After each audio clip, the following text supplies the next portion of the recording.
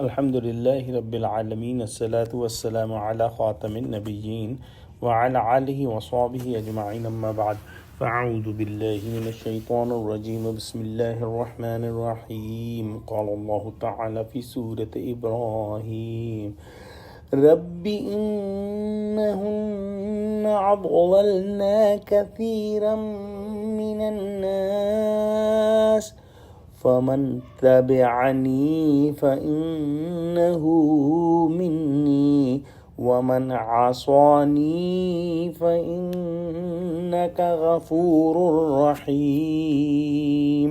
ترجمہ: اے پروردگار، انہوں نے بہت سے لوگوں کو گمراہ کیا ہے، سو جس شخص نے میرا کہا مانا وہ میرا ہے، اور جس نے میری نافرمانی کی تو بخشنے والا مہربان ہے۔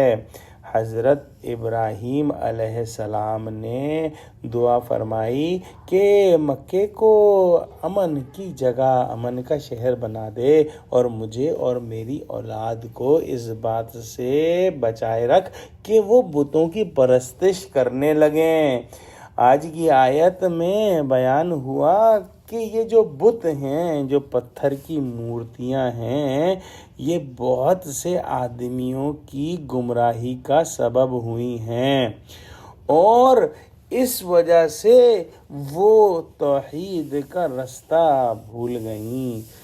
لہذا جس نے توحید کا رستہ اختیار کیا اور میری بات سنی وہ میری جماعت میں شامل ہے، اور جس نے کہا نہ مانا اور ہمارے رستے سے علیحدہ ہو گیا تو آپ اللہ سبحانہ وتعالی اپنی بخشش اور مہربانی سے اس کو توبہ کی توفیق دے سکتے ہیں۔ آپ کی مہربانی ہو تو وہ ایمان لا کر اپنے آپ کو رحمت خصوصی اور نجات ابدی کا مستحق بنا سکتا ہے۔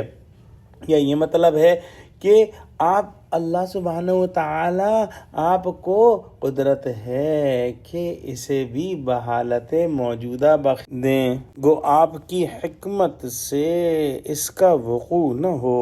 دعا کرتے ہیں کہ اللہ سبحانہ وتعالی ہم کو قرآن کا فہم عطا فرما، ہم کو سچوں سے جوڑے اور ہم کو صراط مستقیم پر قائم فرما دے۔ اللہ مسلمانوں کو متحد کر دے، یا اللہ مسلمانوں کی مدد فرما، غزہ کے مسلمانوں کی مدد فرما، آمین۔ وآخر دعوانا الحمد للہ رب العالمین، والسلام علیکم ورحمۃ اللہ وبرکاتہ۔